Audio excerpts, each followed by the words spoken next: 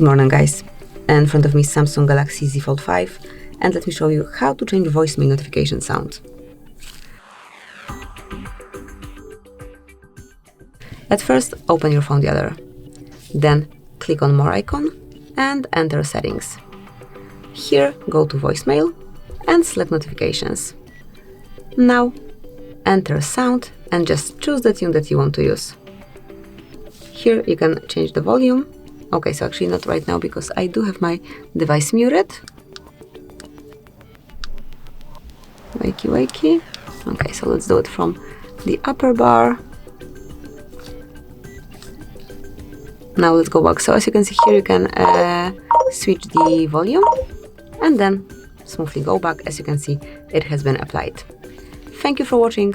Please subscribe our channel and leave the thumbs up.